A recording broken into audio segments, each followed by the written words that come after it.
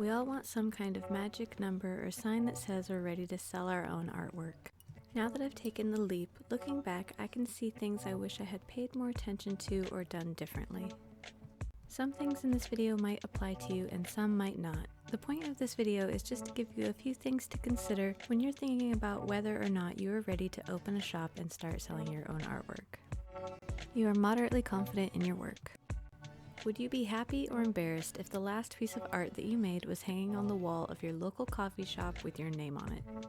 Do you personally like the things that you're making, and if it wasn't yours, would you still buy it for yourself and display it in your home? As artists, we're always going to be critical of our own work. That's how we improve, and it's healthy to some extent. It's definitely good to be self-aware, but there is a certain level of confidence, or at least acceptance, of your skill level that you will eventually reach after you've put in a few years of practice. Even as a professional, you won't feel proud of everything you make equally, but you definitely want to like and be proud of any piece of art you'd consider trying to sell to someone else. You have the beginnings of your own art style. Having an art style is really helpful when you start thinking about businessy things like branding and marketing. You'll want to have a cohesive online shop that doesn't look like you stole your work from 10 different artists. As someone who enjoys using lots of different styles and mediums depending on how I feel, I find this one difficult, but it's true. For starting a shop, it's good to have a certain medium that you stick to, or a certain look or vibe or theme, something people could recognize and associate with you. Consistency is another good word for it. Your style doesn't have to be set in stone because, as I said, we artists are always working on improving. For some it might come effortlessly, but for others having an art style can feel like something that only professional artists can achieve. If you aren't sure what your style is, or if you even have one, you'll want to work on that some before you set up a shop. You can start right now by making a note of the things you've liked about your last few pieces, and then consciously make an effort to incorporate similar elements into future work.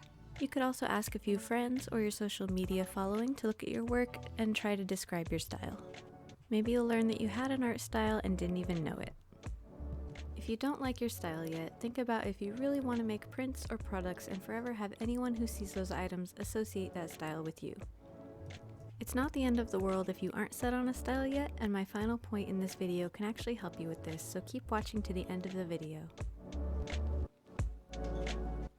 The third sign that you're ready to sell your own artwork is that people ask you for commissions and follow through with paying for them.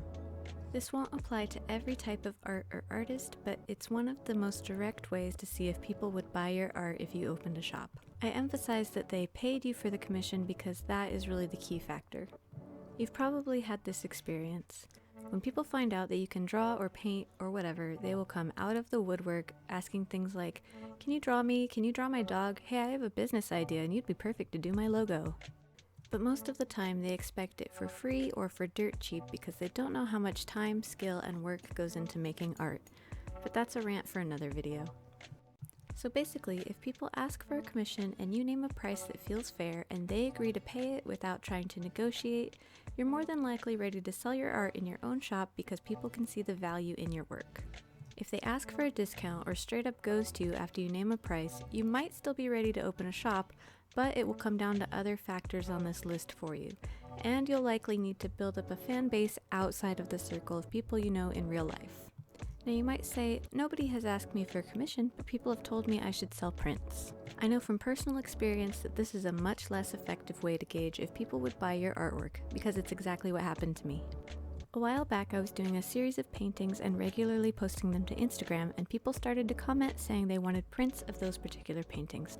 Of course people had said things like that before now and then, but this time it seemed like something that had real potential. So I opened an Etsy shop and got everything that I needed to sell those prints, and no one bought them. I had been posting about it on Instagram, showing previews of the products as I gathered my supplies, and I set a countdown to my grand opening and everything. Eventually the prints started selling here and there, but I think it was more due to the Etsy search feature than my own following. Half of the people commenting didn't even follow me, or must have unfollowed me when I didn't follow them back, so how could they know I'd made prints? So don't make your choice to open a shop based fully on if people are asking for prints, because most likely they're just trying to be nice. They know that it's a thing that artists do, and they might want you to be successful, they just might not necessarily want to or have the means to buy your artwork themselves, and that's totally fine. The fourth sign that you might be ready to sell your own artwork is that you have good engagement on social media. At the beginning of this video, I mentioned that we all want to know the best number of followers, likes, or subscribers that you should have to ensure that you're ready to make money from your art. But social media is an unreliable gauge for success and rarely reflects reality. If there is some magical number with social media that you could maybe possibly consider using to predict success, I think that would be your engagement. The people who follow your account and see your posts and take the time to like, comment on, or share your work are the people who are most likely to support you if you open a shop.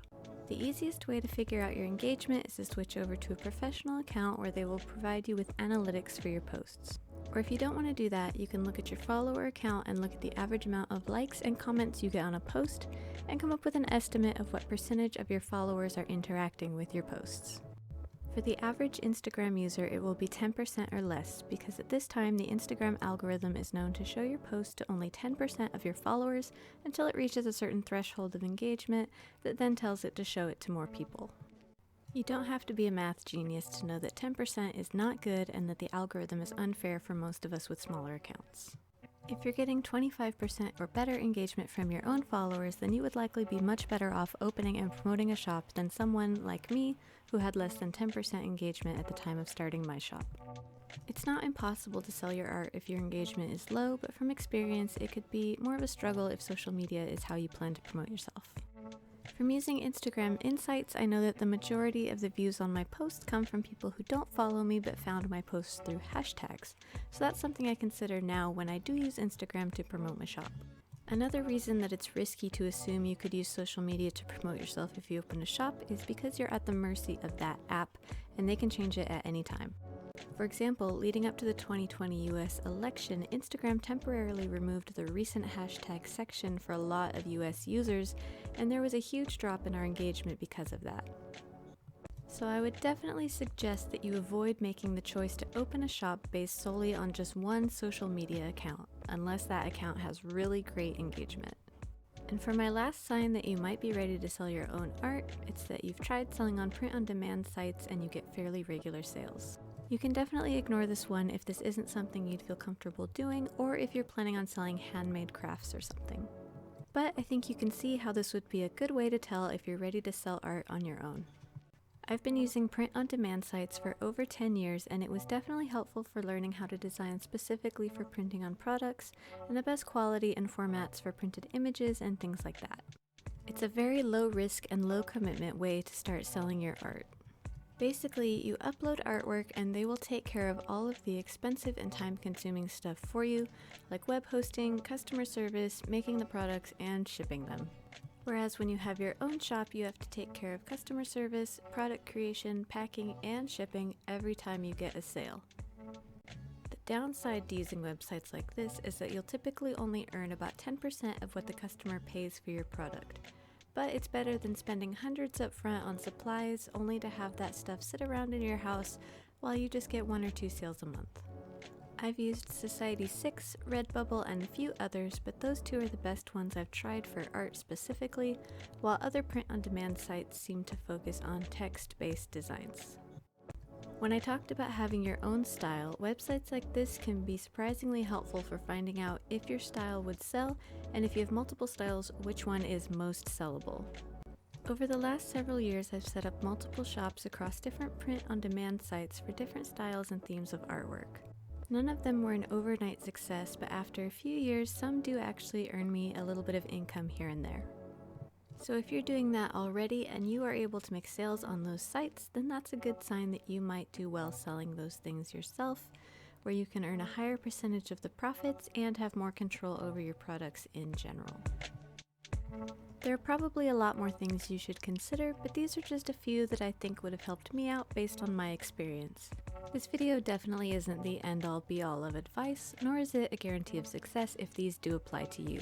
Your success will always come down to your unique situation and abilities. If none of these 5 things applied to you, that doesn't mean you should give up on the idea of selling your art.